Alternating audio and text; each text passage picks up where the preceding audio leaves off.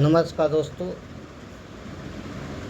मैं मीडिया से तो नहीं हूँ, लेकिन अब धीरे धीरे मुझे समझ में आता है कि झूठ कितनों बोल रहे, सच्चाई सामने आ ही जाता है। और इस सच्चाई को मैं दिखाऊंगा, मैं चर्चा नहीं करूंगा और इसको समझते जाइएगा। देखिए इस फोटो को, मोदी जी का और राष्ट्रपति द्रौपदी मुर्मू का। ये है सीतारामन वित्त मंत्री और ये द्रौपदी मुर्मू है, दही खिला रहे हैं एक दूसरे से। इस फोटो पर ध्यान दें, पद की गरिमा और संविधान के प्रोटोकॉल के नियम तोड़े। समझ रहे हैं, बाकी आप लोग समझ जाएंगे। दूसरा दिखाते हैं, पहले कहा करते थे मोदी गारंटी, अब भाषा बदल गया है, एनडीए की गारंटी। ये देखिए कहाँ तक सच निकलता है। मेरा अनुभव है कि मोदी गारंटी चलता है कि नहीं। मोदी पूरा बहुमत किसका चलाया है, चाहे मुख्यमंत्री का हो चाहे प्रधानमंत्री का है, या सरकार बनाने के बाद सहयोगी के बाद चलता है कि नहीं, ये तो समय की बात है, हम तो नहीं बता सकते हैं। तीसरा, पहले कहा करते थे मोदी की गारंटी, अब बीजेपी की गारंटी भी नहीं, अब बीजेपी की गारंटी भी नहीं बोलते हैं, अब भाषा बदल दिया गया है, एनडीए की गारंटी। वाह,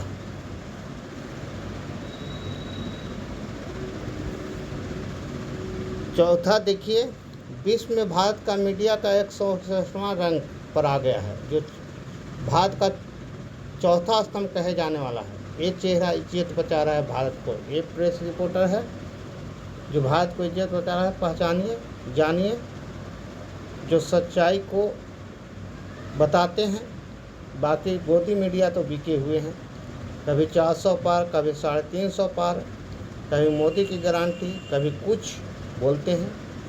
चलिए, मैं ज़मीनी बात करता हूँ, मैं चर्चा नहीं करूँगा, समझते जाइए खाली। एक और है बहुत महत्वपूर्ण, क्या बीजेपी होम मिनिस्ट्री और फाइनेंशियल मिनिस्ट्री सहयोग को देगा? तो ऐसा कतई नहीं हो सकता है, क्योंकि सीबीआई, ईडी, आईडी इसी सेक्टर के अंतर्गत आता है।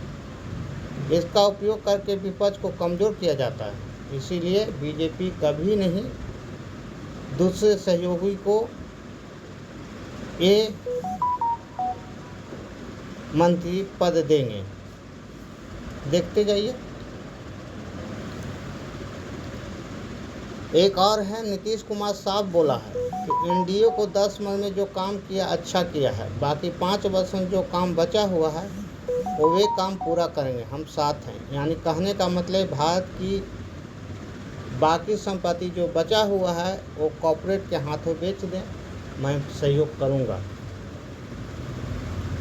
साफ बात बोले हैं नीतीश कुमार। ये बात को समझने की कोशिश कीजिए, हम तो ज़्यादा नहीं बोलेंगे। मैं पॉलिटिशियन न हूँ ना प्रेस रिपोर्टर हूँ, मेरा जो समझ में आया है वो बात को लिखा हूँ।